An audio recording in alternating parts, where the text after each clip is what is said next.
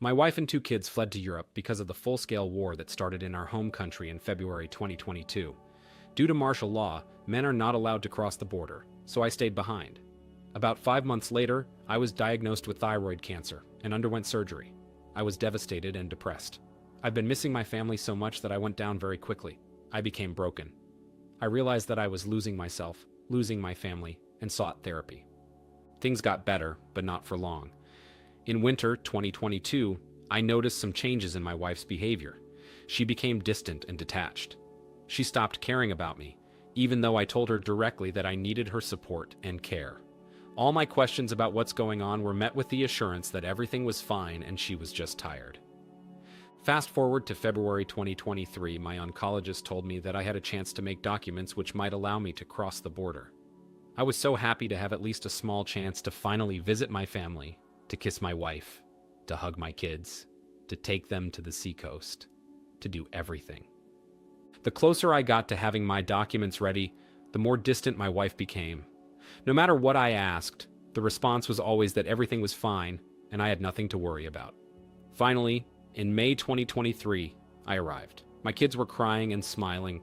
They were happy, as was my wife, but something was missing. She didn't even cook any dinner. There was just a bunch of dirty dishes and mess around the house. Our first night together, and no sex. It was shocking. We hadn't seen each other for almost a year. Those 3 weeks in September 2022 don't count. And there was no desire for intimacy. I tried to initiate something, but she felt tired and wanted to sleep. A week passed and we hardly had sex once. There were no kisses, no holding hands, no hugs. I sat with her and started a conversation, asking if everything was fine between us. And guess what? She said, "Everything is fine, honey. I just waited for so long that I'm not so sex addicted anymore. But it's not about you. We are good. I just need some space." My suspicions started to grow exponentially. Yes, we had tough times in our marriage when we were so tired that we had sex only a few times a month, but a year and needing space? A few days later, I noticed some stranger's messages on her phone, but I couldn't see the context as the screen was locked. She told me that this person was one of her new bosses. I was a bit worried, and the next day found that this new boss liked her photos on social media. I immediately started another conversation about her feelings and who this guy was. She told me that she didn't know what she felt for me, and that the guy was just a friend. I was ruined, but tried to stay calm. I understood we had been separated by distance for some time. I agreed that it was hard for both of us, so I decided to give her some time and space, even though I wasn't a fan of that decision. So I was nervous all the time, but, as I mentioned, decided to take my family to the seacoast and try to relax. We spent a great week together, talking and drinking a lot, having sex, kissing. Everything seemed fine. So, here it is, a regular night out with the girls. I felt so worried that night and couldn't sleep. I was thinking about that man and about the fact that my wife had lost her feelings, but never communicated that to me while we were in different countries.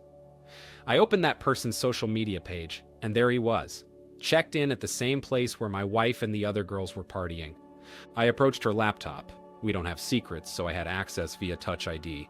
Opened a few messengers and found nudes, sexting, and I love you messages with another guy from that so-called boss company. I felt down. My heart was broken. I confronted her that night.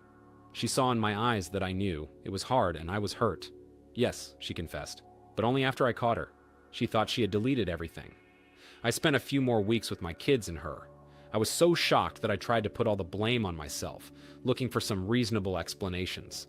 We slept in the same bed, had sex all that time, and I tried to win her back, but she was stone cold.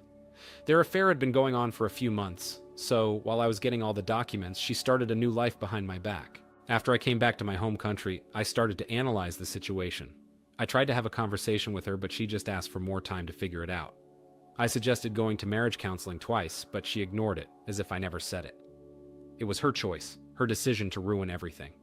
I lost her forever. I lost myself. She betrayed me while I was battling cancer and needed her the most. I am devastated, ruined, feeling like an unworthy, miserable human being. She tried to blame me for her adultery, but I confronted her and told her to shut up. Why didn't she ever talk to me about her feelings? I never saw it coming. I had thought we were finally happy and could relax after chasing our dreams for so many years. If she had ever told me that she was unhappy, I would have done everything to fix it, or at least tried, but she was dead silent. I believe things like this don't happen overnight. I just don't understand why she never openly communicated her feelings and needs to me. Last summer, I got a paper letter from her expressing her love and longing, counting the days until we could be together. I go through our text messages every night, and I swear I can't believe it was all lies. Where am I now? I am trying hard to start the healing process, but these texts between her and him are just tattooed in my mind, along with the photos she never sent me, the love words she told him and me every single day of her affair.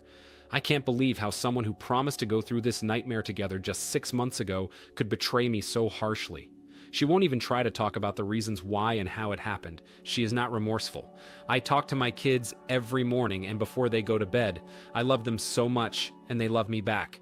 I am just so afraid that they may hate me someday for betraying them and ruining our family.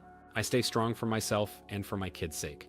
I'm thinking about filing for divorce, but I'm not sure I am ready now. Maybe I am just too afraid of the choice I have to make. I still don't understand why my wife didn't divorce me first and is asking me not to rush things.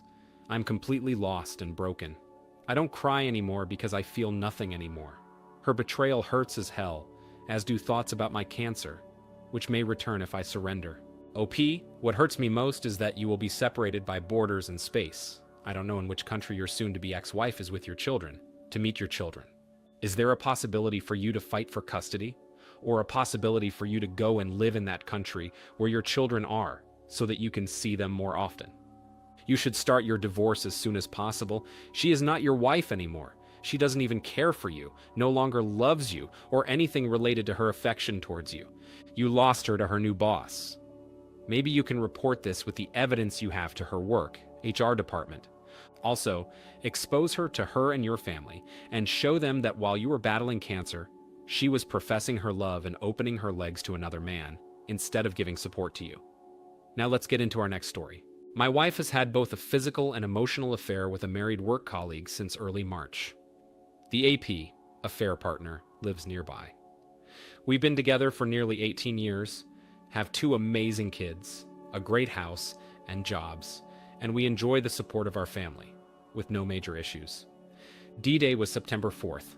I'd been a bit suspicious of some behavioral changes, such as increased alcohol consumption and phone use, a gym membership for the first time in years, and lots of new outfits. So, rightly or wrongly, I looked at her phone, and I'm glad I did. She was hiding 10 months of WhatsApp chats by keeping them in her archives section to avoid notifications. The AP pursued her from November, and it seemed she was flattered by the attention. She deleted call records but stupidly kept every message they had exchanged.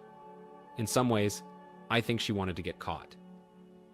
I exported the entire chat that night as evidence and got all the juicy details. How they video call to chat and get each other off, how they sneak into the disabled toilet in the office to have sex, feel ups in meeting rooms, a hookup on a business trip in a hotel, how they love and dream about each other, and how they wish they had found each other before they both settled and had kids.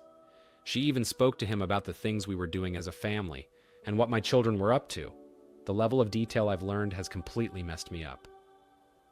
I decided what I wanted to say to her, then confronted her the next day. First, I asked if there was anything she wanted to tell me. She figured I'd seen a message on her phone but didn't know the extent of it. She looked me square in the eye and lied, telling me there was someone she had grown close to at work, but that nothing had happened. After 30 minutes of fishing for the truth, I had to bring out the evidence and reel off a few quotes. Then it hit her that I knew it all. She was so sorry, didn't want to hurt me, was scared she'd lose her career, and worried about how our kids would be financially impacted, what her friends and family would think, and that I would tell the AP's wife. My initial reaction was that they had to go no contact, with him resigning the next day with no notice period if she had any interest in salvaging our family.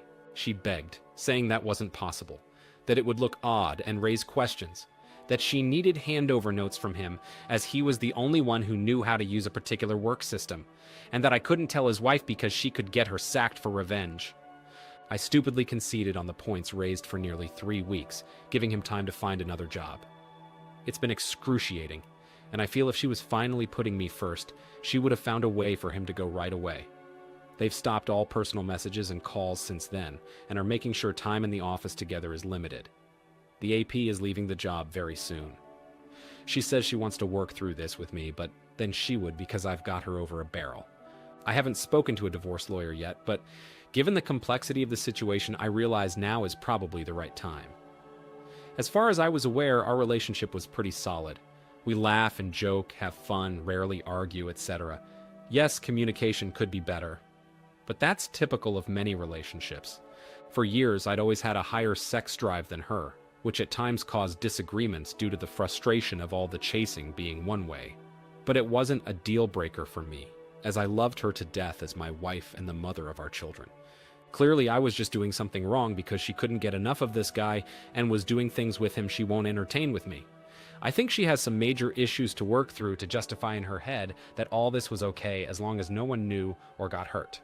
I've been a mess and signed off work for 2 weeks. Insomnia, anxiety, increased heart rate, not being able to think about anything else, etc.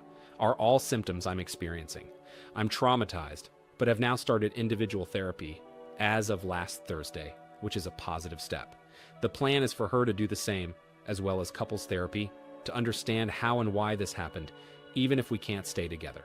My confidence and self-esteem were already a bit dented due to other issues such as my weight increase since COVID. But this has knocked me to a new low. I'm broken but have been coping by eating better and doing couch to 5K to get fitter for both myself and my kids. My ability to trust another human being with anything meaningful evaporated that day. I could never have foreseen this scenario.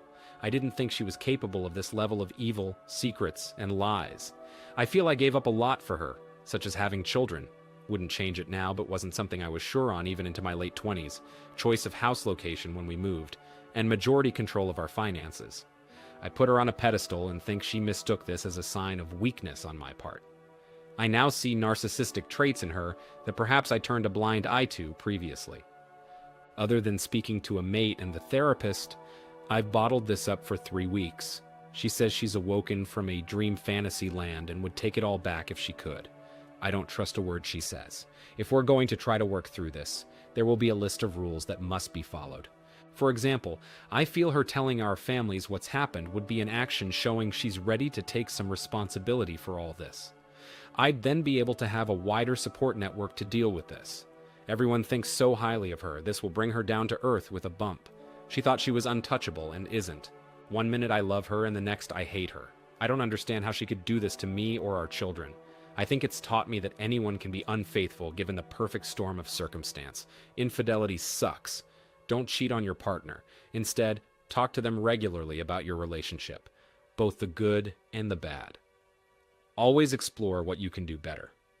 I hope you're never in my shoes, and my sympathies are with anyone who has to go through this. Any help and advice in dealing with all of this is appreciated. Thank you to everyone who has commented so far. I can clarify a few things. I suffered from insane jealousy and hysterical bonding upon first learning of all this. It's since cooled. We haven't had sex, but have been back in the same bed. I realize now that was way too soon, and gives entirely the wrong impression of what my boundaries are. I've had unrestricted access to her phone since D-Day, and will set up Find My iPhone tonight. She's already agreed to this. She has already agreed to both individual and couples therapy. The sooner her individual counseling starts, the better. She seems genuinely remorseful, and I may not have conveyed this well enough in the original post. She's repeated, "I'm sorry," shown lots of crying, and is upset at how much pain she has caused me, etc. While I don't want to give my kids ages, I will say both are under 7, and one is at school. They know nothing of what's gone on. I don't see the need to traumatize them with this right now. Telling them when they are old enough to understand is an option. Sex with the AP was unprotected twice, though I can't be sure it wasn't more often than I'm being told. She had an STI/STD test last week, and we are waiting on the results, which she will show me. She states in the chat to the AP early on that this was the first time she ever strayed. While of course I can't be sure, I do think this is likely the case. I agree with the general consensus that she is yet to face any repercussions, such as telling our family or the AP's wife. These are a must for any chance of reconciliation. I'm not set on either reconciliation or divorce. I'm open to this going either way, but need to see actions rather than words from her, with me dictating the narrative from here on in. The thing I need ASAP is no contact with the AP, and have stressed this to her. She earns double what I do. I don't want her to lose her job via gross misconduct, as it could make employment difficult going forward and directly impact my children's well-being. Rightly or wrongly, my stance was that she leaves the job of her own accord once she's found something else and get him to go ASAP, which he has agreed to. A date is agreed, but I won't share it here. Update 2? Thanks for all the advice and comments. It's given me some clarity around all of this. The AP has given notice to the employer, so we are moving closer to no contact. I am making sure I see the evidence of this also. I spoke to her in a calm and concise manner last night, talking about her needing to show accountability and responsibility. Actions, not words, etc. She can see I've removed the emotion from the situation as much as possible, that is, I'm no longer under her spell. It scared her. She can see I'm now taking the lead on things, and she won't have control of what happens next. I am working on my list of musts, and if she's not on board with every request, then there will be no chance of reconciliation. She has already verbally agreed to tell our families in my presence if I want this. We're sleeping in separate beds. I've made it clear to her I need to show her my boundaries right now. If I need to go nuclear, I can and will, but keeping that powder dry for now, as I don't want to hurt my kids. I agree telling the AP's wife must happen, and the news would be best coming from my wife. But doing so right now potentially shoots me in the foot if my wife loses her job due to revenge and then can't pay me child maintenance. We also have an expensive mortgage and could struggle to keep up payments until the house is sold in the scenario of a divorce. A post-nuptial agreement is a good idea. If reconciliation is an option, I will look into it. We're looking into individual therapy for her as a priority, as both she and I need to understand how she was capable of this. Regardless of divorce or reconciliation, I think she has some narcissistic qualities and I'd like her to explore that. I'm keeping all my options open while studying how she responds to what I need to happen. Right now, she is showing regret and remorse via emotions and body language rather than just words. I no longer give any validity to the words. I plan to read a couple of the articles and books that have been suggested. I also beat my best 5K time today.